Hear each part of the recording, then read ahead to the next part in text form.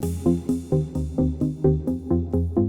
going to just run through a few different questions and see kind of what your response is. I'm sure a couple other questions will come up on the chat stream there as well. But let's start with the first one. Let's talk about the exam timing schedule. How did you buy/schedule the exams? You know, did you do it once a month, a couple a year? Like, how did you figure out that part? Why don't we start with Allison?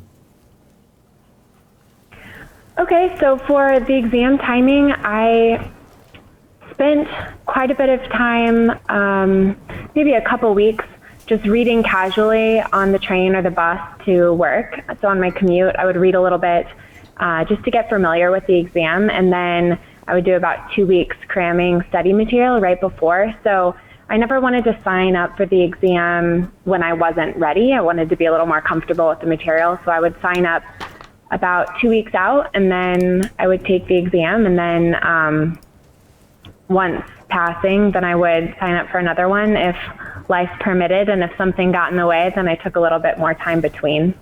Cool. So you essentially just kind of, as you felt comfortable, signed up for the next exam. Like roughly how often was that, do you think? Maybe 6 to 8 weeks between the exams. Sure. Towards the end, I took them more quickly, maybe once a month, the last 3, or even less than that. But in the beginning, I kind of started out slower.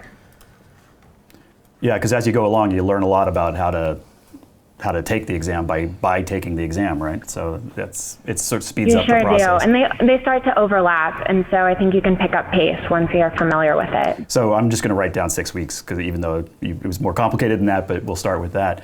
How about Amanda? What was your schedule like?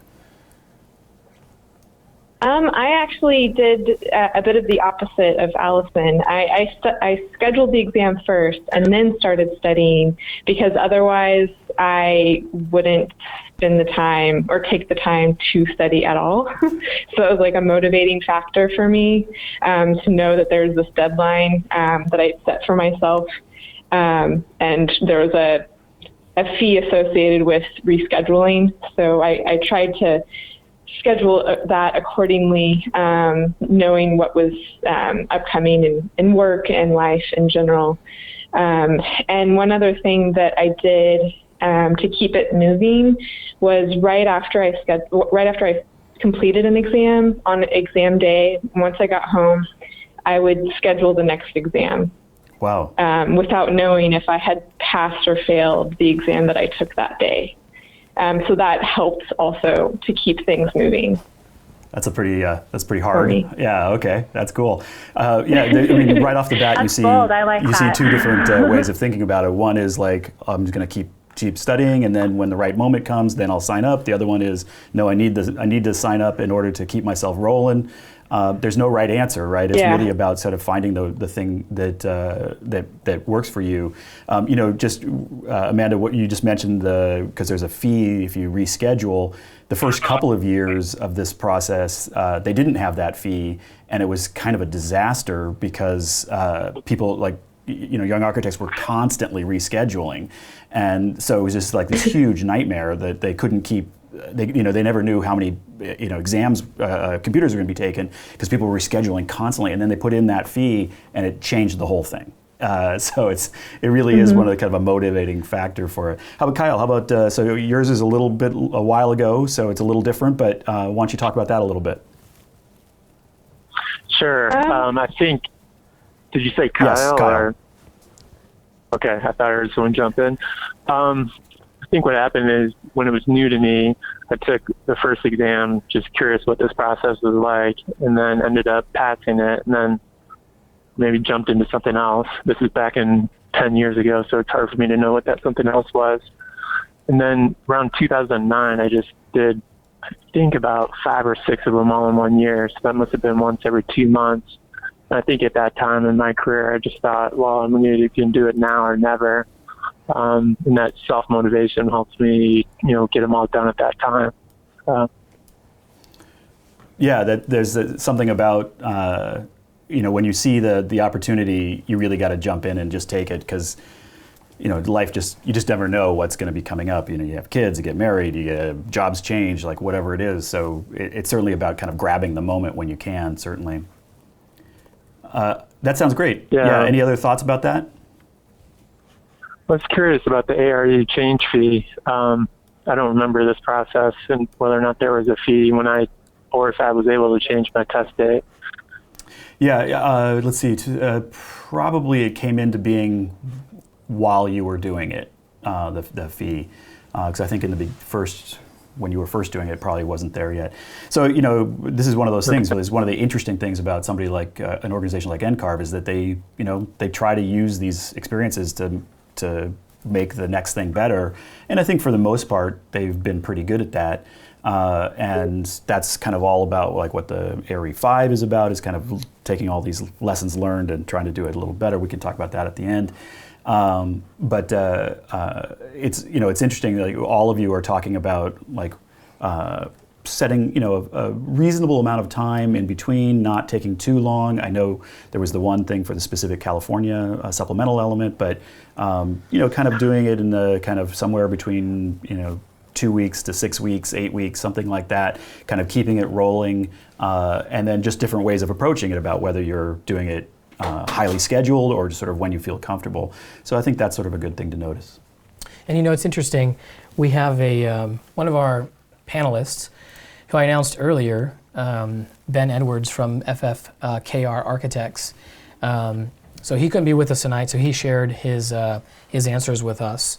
And you guys should know, we at Black Spectacles and in partnership with the AIA, we put together this thing we call the 7 and 7 Challenge. And it was actually modeled after a young architect, Charlie Kletcha, the former president of the AIS and former student of Mike Newman, actually. Yes, former student of mine. Great guy.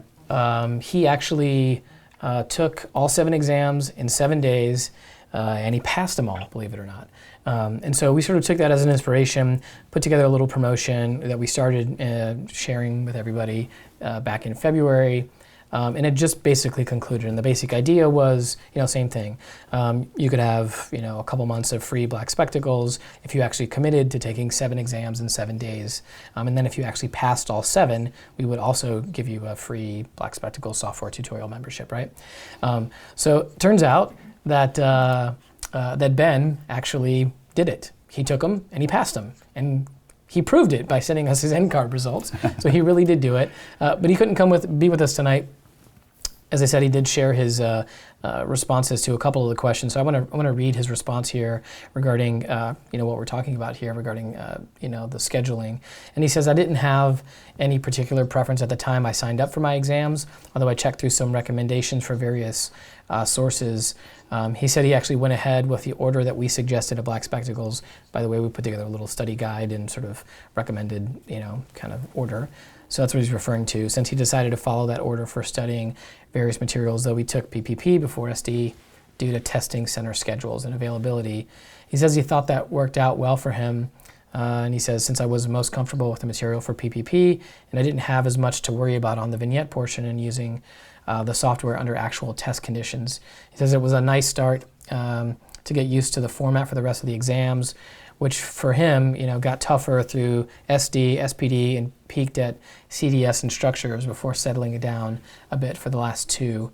He says he thinks the best approach is to find the one exam section that you feel most comfortable with in study and in practice, and then take that one first and then go from there based on overlapping material and what you know best from personal experience, but don't leave the toughest for last so you can handle that one in the middle at your test taking peak, which is sort of interesting, before you get tired of it all. That's really good advice, and I've said very similar things over the years. There's so much to when you're taking these exams. It's just such a weird process. You go to this strange place with these odd rules, and you can't wear coats, and there's all these sort of odd things going on. And so it's nice if the first one you're doing can be just the most straightforward, the one you feel the most comfortable in. So you kind of get all the freaky stuff done, kind of figured out when you're feeling comfortable. But then, jump into the hard ones because you might as well get those done fairly quickly in the middle once you feel really comfortable in the process, and then just kind of finish it out. So I think that's a great set of advice.